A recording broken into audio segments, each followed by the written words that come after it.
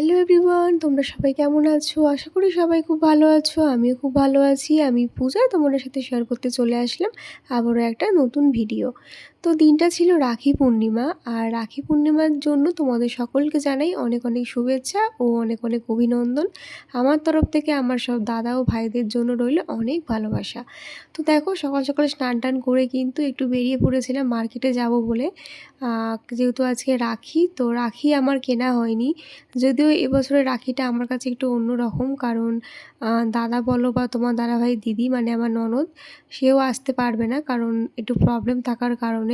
তবে আজকে কার জন্য রাখি কিনতে আসলাম বলো তো? আজকে এসেছি আমার গপু সোনার জন্য রাখি কিনতে। প্রতি বছরই গপুকে রাখি পরাই আর কি, আমি নয়, মাম্মামের তরফ থেকে। তো মাম্মামের এখনও 5 বছর হয়নি ঠিক কথাই, তবে ঠাকুরকে তো পরাতে কোনো সমস্যা নেই। তাই কিন্তু গপু সোনাকে পরাবে বলেই রাখি কিনতে এসেছিলাম। আর দেখো, রাখির দোকানে এসে দেখি এখানে তো রাখির পুরো ভ্যারাইটি, প্রচুর অনেক ধরনের রাখি ছিল। তো এখান থেকে গপুর জন্য একটা রাখি নিয়েছিলাম, আর নিয়েছিলাম আমার একটা ননদের জন্য, আমার ছোট ননদ, সে এসেছে তোমার দাদাভাইকে রাখি পরাবে। তো প্রতি বছর দিদিকে রাখি পরায়, তো দিদি যেহেতু এবছর আসতে পারেনি, তাই এবছর আমাদের ছোটো ননদকে রাখিটা পরাবো ভাবলাম। যাই হোক, এখান থেকে কিন্তু আমাদের রাখি কেনা হয়ে গেছে, সাথে নিয়েছিলাম কিছুটা চকলেট। তো এবার চলে যাচ্ছি একটু মিষ্টি কেনার জন্য, যেহেতু আজকে পূর্ণিমা, বাড়িতে একটু পুজো দেবো। যদিও বাবা কিন্তু সকালবেলায় মিষ্টি নিয়ে গেছিলো পুজো দেওয়ার জন্য। তো তারপরে মনে পড়লো যে আমার টক দইটা শেষ হয়ে গেছে, তাই টক দই নিতে এসেছিলাম মিষ্টির দোকানে। আর এখানে এসে দেখি তো প্রচুর ভ্যারাইটি মিষ্টি, কারণ আজকে যেহেতু রাখি বন্ধন উৎসব, মিষ্টি তো ভালো বিক্রি হবেই। আর মিষ্টির দোকানে বেশ ভিড়ও ছিল।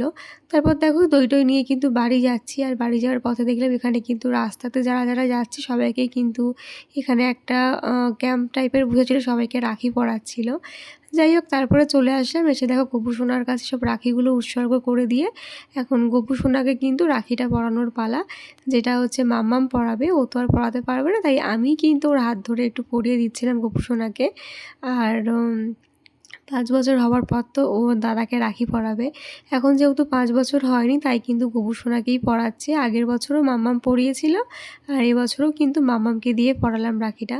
কারণ সম্পর্কটা আমি গপু সোনার মা হব, আর যেহেতু মাম্মাম বড়, মাম্মাম আসার পরে গপু সোনা আমার বাড়িতে এসেছে, তাই কিন্তু মাম্মামের ছোটো ভাই গপু সোনা। যাই হোক, এই দেখো গপুকে রাখি পরানো হয়ে গেল। আর কি মিষ্টি লাগছিল না আজকে রাখিটা পরে আমার গপুকে। তারপরে দেখো চলে আসলাম রান্নাঘরে। তো আজকে রান্না হচ্ছিলো মোচা, যেহেতু আজকে শনিবার ছিল, নিরামিষ। আর এদিকে দেখো রান্না বান্না করার পর দেখি তোমাদের দাদাভাইকে কিন্তু আমার ছোটো ননদ রাখি পরাতে চলে এসেছিলো। আর তোমার দাদাভাই রেডি হয়ে গেছিলো ডিউটি যাওয়ার জন্য। ডিউটি যাওয়ার আগে কিন্তু ওদেরকে রাখিটা পরালো। তো দেখো, ওদের মধ্যে সম্পর্কটা কিন্তু খুব মিষ্টি, মানে অনেক ছোট বড় ওরা সম্পর্কে। তো যাই হোক, ভাই বোনের যেই সম্পর্কটা হয়ে থাকে, মারপিট একটু খুনসুটি, সেরকমই।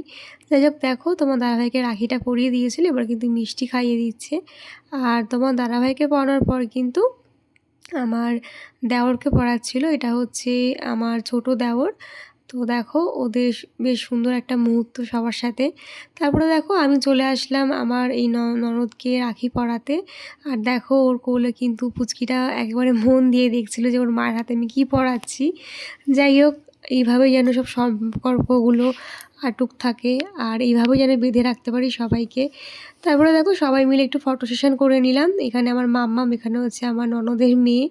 তো দেখো ক্যামেরার মধ্যে ড্যাব ড্যাব করে তাকিয়েছিল। আর এখানে তোমার দাদাভাই আর হচ্ছে আমার দেওর, ওরাও কিন্তু ডিউটির জন্য বেরিয়ে পড়লো। তারপরে সেরকম একটা ভিডিও শ্যুট করা হয়নি। একেবারে সন্ধেবেলায় আসলাম। দেখো, আমার এই ছোটো ননদের বাড়িতে এসেছিলাম, যেখানে পুচকুটার সাথে মাম্মাম খেলতে এসেছিল। আর আমরাও একটা সুন্দর সময় কাটাতে আসলাম। তো এখানে দেখো সব কচি কাচাদের দলরা মিলে কিন্তু এখানে খেলছে। আর আমরাও কিন্তু একটু বসে, অনেক দিন পর এক জায়গায় হয়েছিলাম সবাই, তাই একটু গল্প করে নিলাম। তো এইভাবেই কিন্তু রাখি পূর্ণিমার দিনটা আমি কাটিয়েছিলাম। তো তোমাদের কেমন কাটলো অবশ্যই কমেন্টে জানিও। আর আমার ভিডিওটা যদি ভালো লেগে থাকে অবশ্যই এটা লাইক কমেন্ট করে আমার পাশে থেকো।